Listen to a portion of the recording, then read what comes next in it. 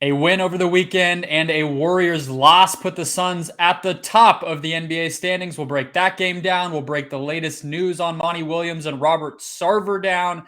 All of it coming up right here on Locked On Suns.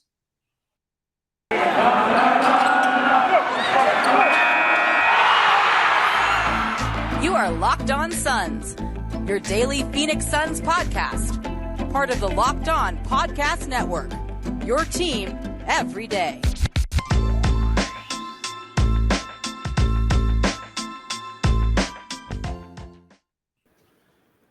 We are back. This is Locked On Phoenix Suns. We are part of the Locked On Podcast Network. I'm your host, Brendon Kleen, covering the Suns the past 5 seasons as a credentialed media member. Thank you for making Locked On Suns your first listen every single morning. We are on YouTube now, growing that channel ever so surely. I was moving my keyboard, as those of you on YouTube could see, to show off this towel. Rachel is the winner. I finally was able to give this bad boy away after many weeks of trying. So you will be getting that momentarily, Rachel. I'm shipping it out on Monday. When we get to 750, I'm full of towels. So I will be giving lucky subscriber, well, not the one who is number 750. That wouldn't be fair to you guys who did it first, but a randomly selected subscriber. So keep listening, keep watching. That's the best way to support the show. We are joined today by Aaron Edwards of Crooked Media. Had a great time with you last time, man, so I'm happy you are here again. How have you enjoyed the Suns? We talked before that first Warriors game last, and they won it. So how have you enjoyed seeing the Suns continue to rampage through the NBA this year, man? It's been really fun. I mean, actually, we kind of nailed that whole thing that week, didn't we? We said exactly what would happen, so we crushed it. We kind of know what we're talking about a little bit. Exactly. I think. That's why you watch this team every day and you learn a few things. That's why I wanted to have you on. You got to bring your crystal ball back out. We have this Celtics game, a pretty big blowout, so we won't really get into the weeds of like the moment to moment of that game. But I think it actually did. I came away with some thoughts, and it sounded like you did too. So we'll do that. We'll talk about Monty Williams becoming a Team USA assistant, and then the latest on the Sarver investigation. But let's start on this game here. So I saw a lot of people when, again, 111-90, that was the score, 21 wins for the Suns. They are now atop the West, atop the NBA record-wise. I saw a lot of people coming off of this game, Aaron, being really, really excited about JaVale McGee and Jalen Smith. And I get all that. I think we can definitely talk about McGee because he really was – his energy made a huge difference on that game.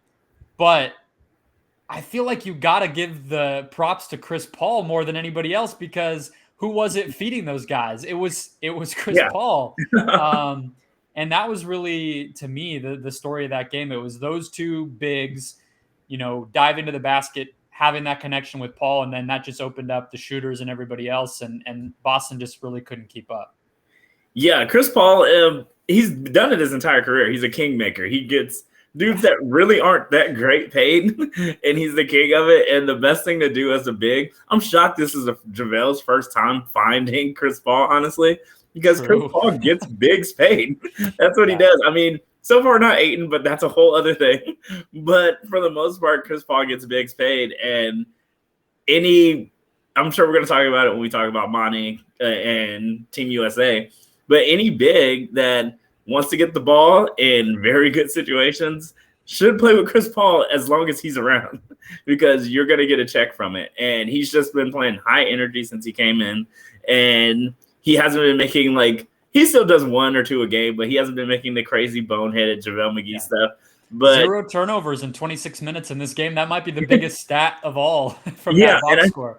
And I think that's one of the bigger testaments to Chris Paul is he can deal with you trying to make a play and not getting a bucket, but stupid turnovers, that just doesn't seem like a thing he can deal with.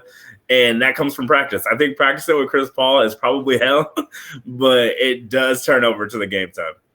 The biggest thing I think that shows that JaVale was feeling himself and has a level of confidence with this group is the comments. I don't know if it was pre or post game actually about how if the Suns had acquired him last year instead of Denver, that they would have won the title. And was it exactly a lie? I don't think it was. I don't think he think has it every was right. either. He has every right to be pissed at the Nuggets and to feel like he could have been the missing piece here. I don't see a lie in there at all. You're right. Yeah. And when he was playing on Denver, I was just like, how was that dude just on the bench the entire time? Like, Exactly. I was going to say he wasn't playing on yeah, he Denver, didn't more like, play. yeah.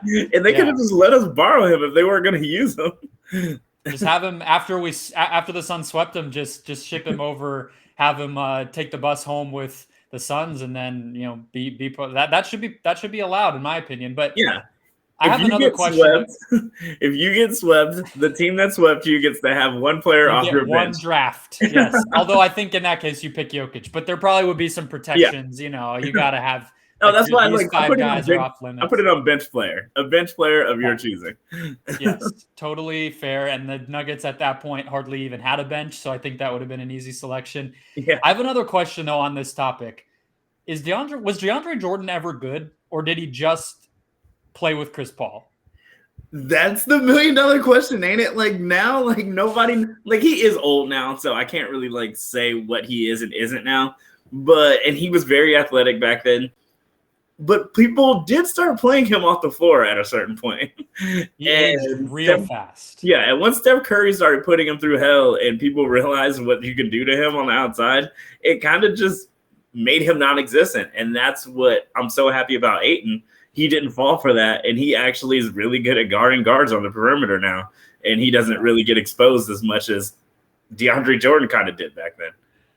Yeah, I think the other big thing from this game, I was texting with a friend afterward, and we were both kind of in agreement. Like, I can't speak to the '90s teams necessarily. I definitely wasn't following them day to day, but like the level of confidence that this team can kind of just go into a matchup and just figure it out. Yeah, I don't know if I've ever had that with the Suns team the way I have it this year. And you were texting with me a little bit about like without Booker, the level of confidence and comfort that could come out of this. And that's what I feel like. It's just, I don't really go into any game feel like they're never going to get blown out. They're never going to be overmatched or confused or thrown off guard. They're so incredible at that. And it's especially obvious when they're winning and dominating without their best player on the floor or second best player, whatever you think. Yeah.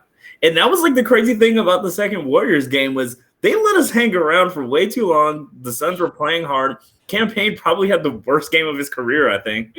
And we were still with him like every step of the way, even without Booker. And that's just a testament to how hard this team plays. Shaman has been shooting with more confidence now. Cam Johnson has showed me something that he showed us in the finals, but he really did bring it over to this season. He started off a little cold, but he's out there, like he's shooting off the dribble. He's taking people off the dribble now.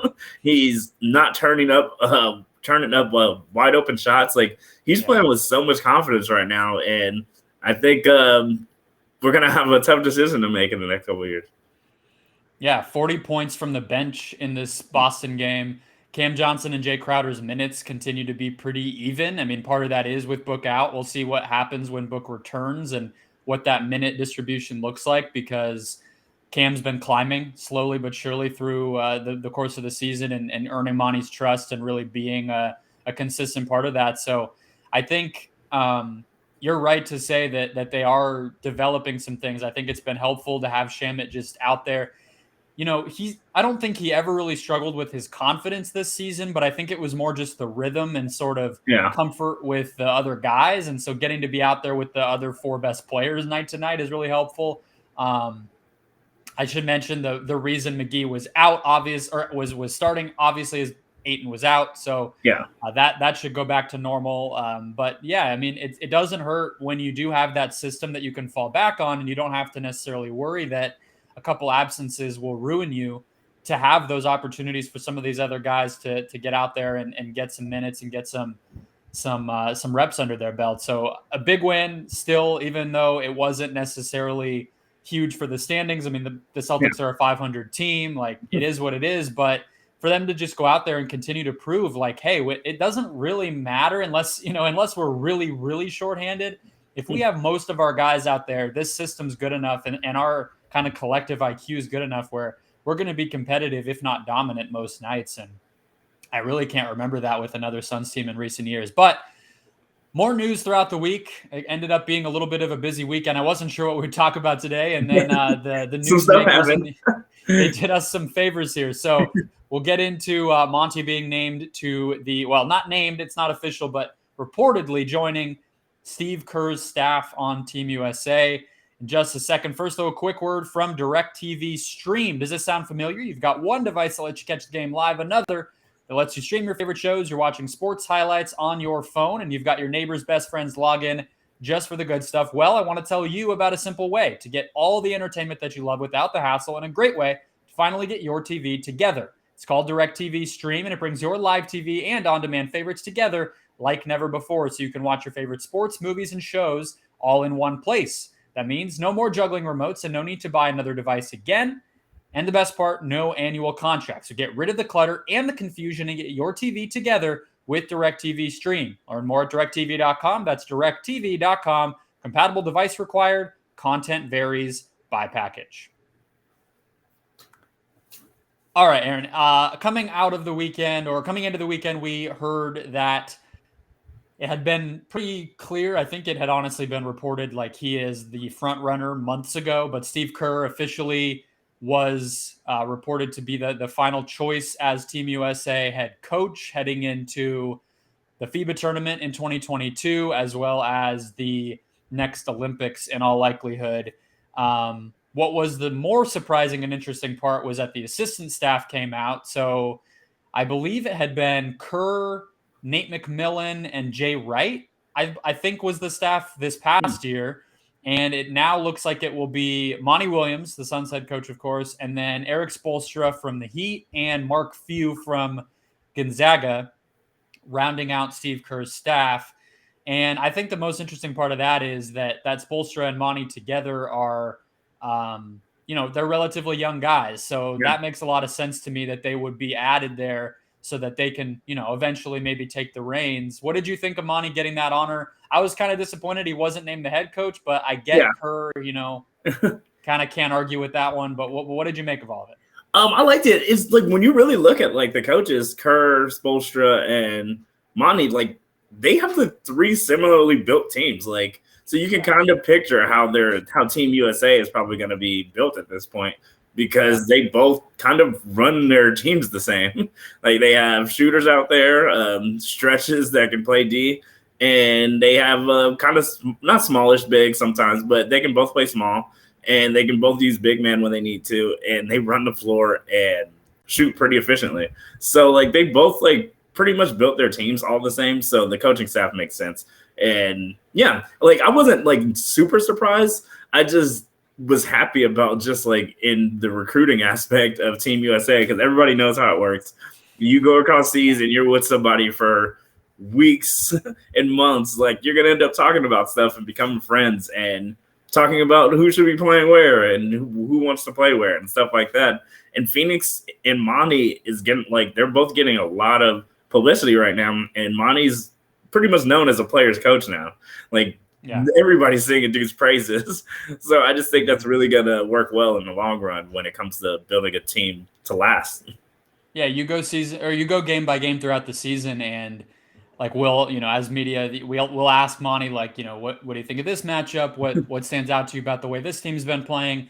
And like I swear, more often than not, he will answer with, "Oh yeah, I coached their superstar at Team USA." You know what I mean? Because he's been on the staff before. He wasn't this past year, but he has been in the past. And it's crazy how many guys, because it's not just whoever makes the team, but it's the select team camps. It's the tryouts leading up to the official team being named.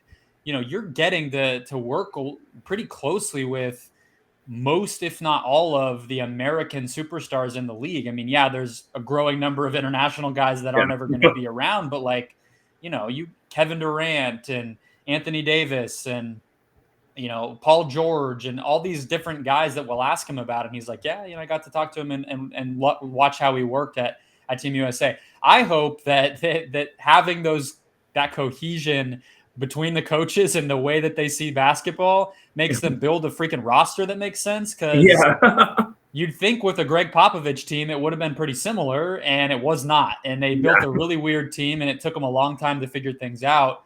Dame being hurt and whatever clearly didn't help, but I hope it means that we get a team that plays a little bit like that. Because the other thing is too, right? Like that type of style is going to fit very well internationally. Like the way that Kerr and Monty and Spoelstra, sharing the ball, spacing the floor, versatility, that stuff. That's all going to translate in a way that maybe like a guy that runs a team where like Rick Carlisle or something. I don't know, whatever. A team that he kind of just gives his ball to his point guards, or that's not really going to work. This style seems like it'll work.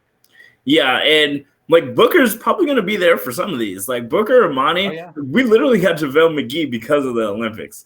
And I just think the Monty and Booker sale for some of this stuff is going to do really well in the future for just getting people here. Because Chris Paul, he's not going to be here forever. We're going to have to start figuring stuff out soon. And just having those two around some of the best players in the world is going to help.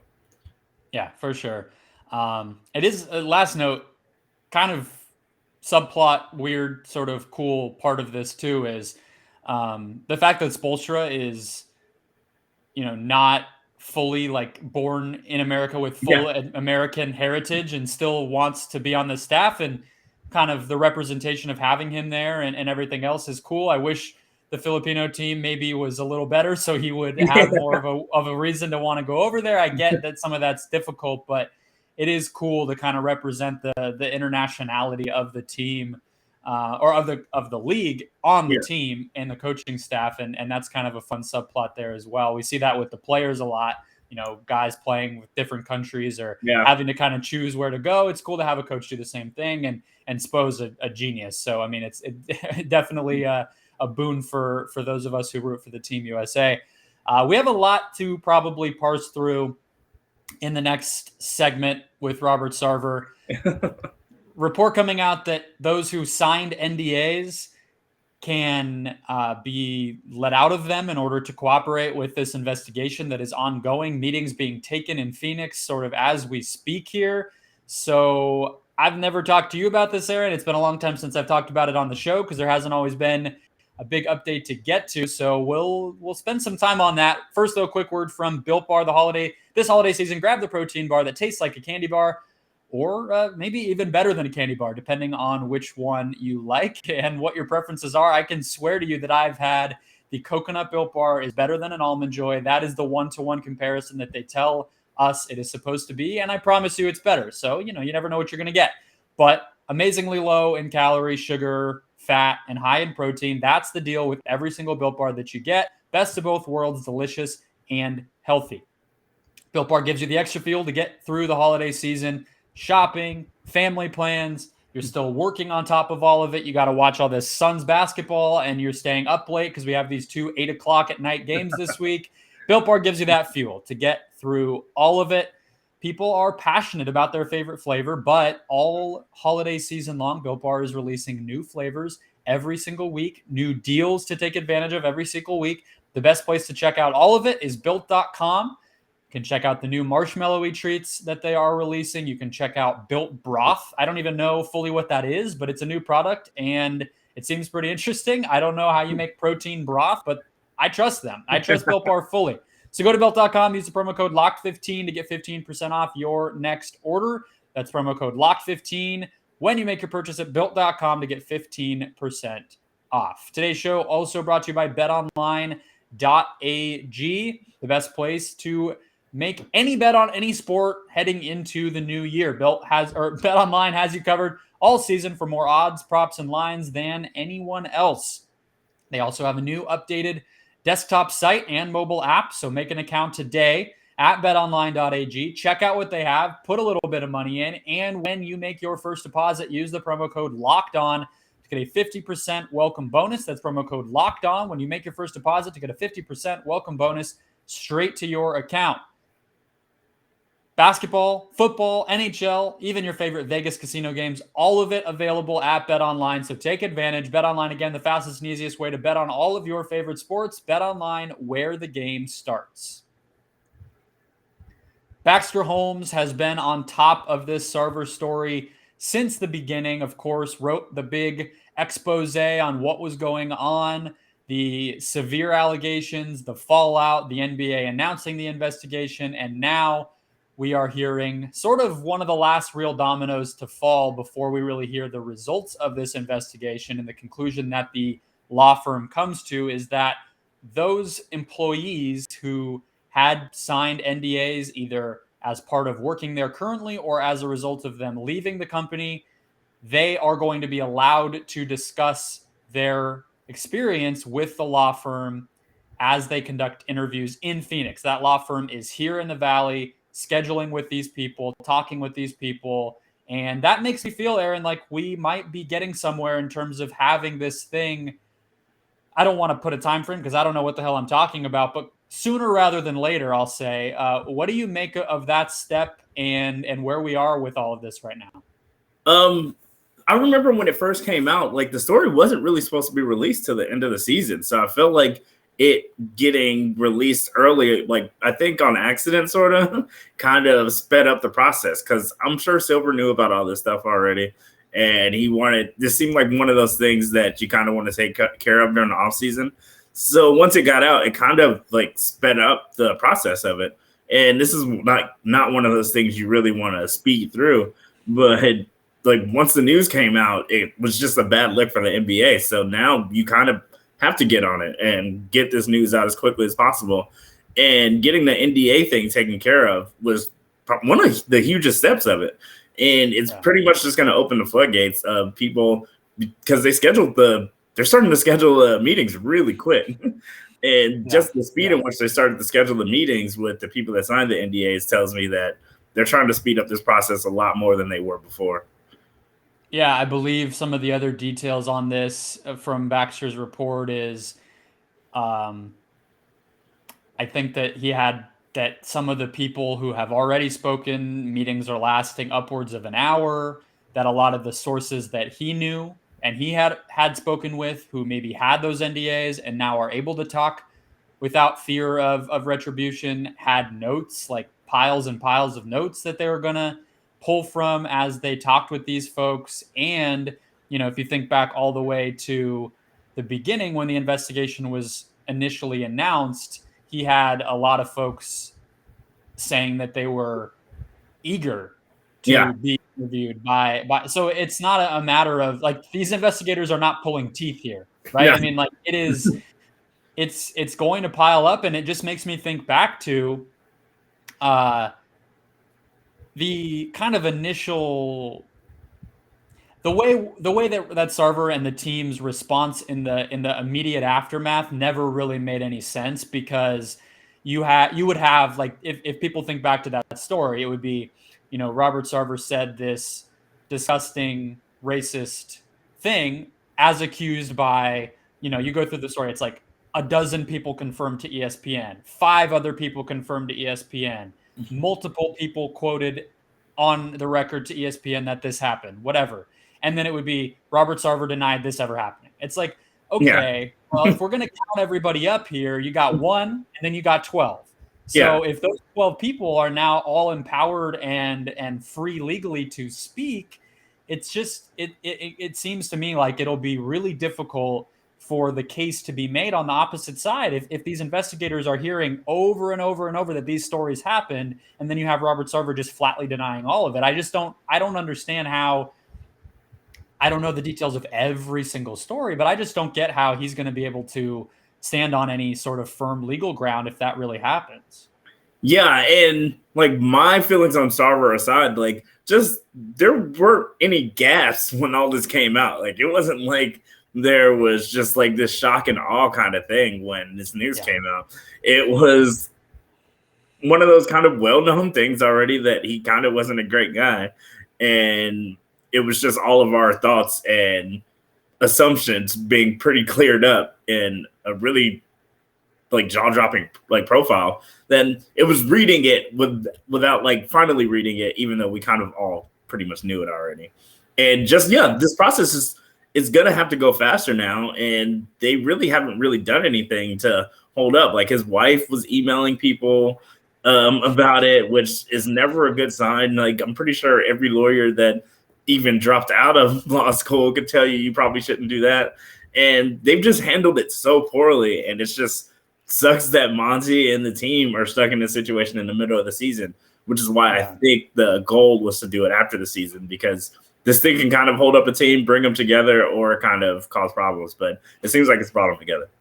Yeah, the team itself seems to have rallied around this in a honestly, like, incredibly impressive way. I'm not even going to lie. Like, I could not probably block out all of that if I were them and have it looming. I mean, we don't know when the results are going to drop. Neither do they. They're just, they could show up at practice one day and all of a sudden there's, hushed whispers everywhere of like, oh shit, it's out. Right. And like, they have to just kind of keep going to work and keep competing at a high level. So that part remains impressive.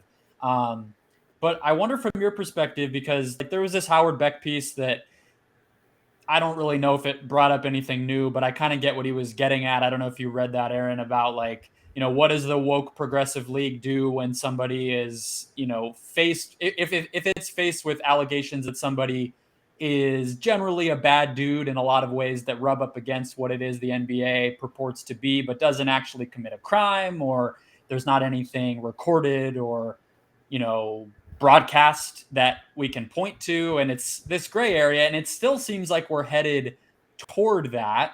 That was kind of the main reaction when that piece first came out, is like, oh, there's no smoking gun. But if they're able to verify that he did a lot of this stuff that Baxter reported on, that seems plenty bad enough to me. It just seems like the NBA is going to have to figure out where its line in the sand is. What do you think we're headed toward here? Do you have any guess or like expectation for what could happen here? It just seems so murky. I think like the owners who suck, we all know which ones suck. Like, it's not one of those things all where, but we're not like the Ravens owner. He's like known as like a good dude, and we all know that. And it's like no crazy allegations. And the gray area thing, the Bob Kraft thing blew over once we realized it was just a dude hanging out. Like, he didn't really necessarily do anything wrong. Like, it was crazy and it was a wild story, but it blew over because we found out that who he wasn't a terrible person. He was just a dude. And the owners that we know are good. And the owners that we know are bad, we've been hearing for a really long time. So this wasn't like one of those things where it's a gray area and we're just getting on him for being like a bad dude sometimes, or just being a tough hang. Like, people aren't mad at Sarver for being a tough hang. Like, he makes work miserable, and that's kind of like the point of it. Is he's not doing anything small. He's making it tough to make him money. That's a good call, because I think that's, if people are still thinking about this and kind of wondering like what it would take for something meaningful to change, to me, I've kind of always thought, as awful and honestly kind of crazy to read some of the like Earl Watson stuff and things like that obviously were for any reasonable person to read, the worst stuff from like we need to get this person out of being in charge of this group of people, it's the HR stuff and it's the workplace stuff like you're talking about. It's like, and that's why from the beginning I've made the case that I hope that either internally or if it took involvement from the NBA, they need to make sure that he is away from this situation. And he hasn't been at games, but that's all we really can see. I don't know if he's still coming into the building, but it doesn't look good when his wife is texting people for sure. And that's the part where it becomes a real issue. It's like, if people are getting, I mean, one of those stories was that somebody got sexually assaulted and didn't feel like they could talk to anybody about it. That's insane. That can't continue. If you're the leader, the steward of a league like Adam Silver is, you can't allow that type of workplace to continue. And that's where it starts to be more of an issue than just like, this guy's kind of a scumbag. You know what I mean? Yeah. Like, there's a lot of people who throw a lot of disgusting language around from a racist or sexist perspective. And unfortunately, there's not a lot of recourse against some of that, but there is recourse if somebody's creating a workplace where people are getting actively mistreated and nothing's changing. I mean, you got to do something about that. Yeah, he's not like putting whoopee cushions in people's seats. Like, he's doing something a little bit more serious than this. And with the Howard Beck thing, people, I think making your people's jobs difficult and making them stress about coming into work daily, I think that's a bigger deal than just a dude that's not cool to be around sometimes. It's a little bit stronger than that. Yeah, for sure. And worst case scenario for Sarver is what he becomes a billionaire. Like, it's not really like he just wants to own a team because he wants to own a team. But worst case scenario is the team doesn't let him have a team. The league doesn't let him have a team anymore, and he sells it for 4 times that he bought it for. Like, it's not really a loss for him in this. And he still has business interests in other situations that I really doubt he would get removed from. He probably would have no shortage of opportunities to join some board somewhere and do whatever these people tend to do when they are so-called, canceled or punished for something. It's that's, not to tread the ground that I've already done. I'm sure people don't necessarily need to hear me rant anymore about this, but it's like, though the people who are victims in anything that happens as a result of this investigation are the people who were mistreated and all that. Not Robert Sarver. It will never be the case that he is really, the guy who takes the fall on any of this at the end of the day, because you're right. He's going to make a ton of money in the absolute worst case scenario. And the best case scenario, he stays being the owner and people stay not liking him very much. So I don't really see the loss for him outside of his name being kind of dragged through the mud a little bit here. But it does seem like we are heading toward some sort of conclusion somewhat soon on this stuff. The investigation seems to be the fact that they're here and doing these interviews. I'm sure at some point they will go back and interview Sarver and those folks just to kind of get, I guess you could call it the other side of the story. Yeah. And after that, I'm not really sure what there is to do besides review, write a report, and then release it to the NBA. And it's December. The season doesn't end until April. I think we could have this wrapped up before the end of the season. I mean, I don't have any idea, but I don't really know what the next real steps are after this. And there's only so many people to interview. Yeah. And I just feel like league-wise, I don't think Adam Silver wants to have a team that's potentially in the finals or in the Western Conference Finals. Yeah, Sarver holding the trophy up while, And I just even just hanging it over him, even getting more information about an investigation for a team that's in the Western Conference Finals or the Finals or a third-round series. You just don't want to be that person that potentially screws up a team that's fighting for a championship. For sure. We'll see what happens. Obviously, talk about it as the news continues to come out. And we'll watch this team continue to beat other teams to a pulp while we wait, I guess. We'll see. But he is Aaron Edwards. He is a writer at All Caps NBA over at Crooked Media. Catch that show every single week on YouTube. We will be back tomorrow, folks, recapping the Clippers game and then another national TV game on Tuesday night against the Blazers to follow. So keep it right here every single day and enjoy that game. I'll talk to you right afterward.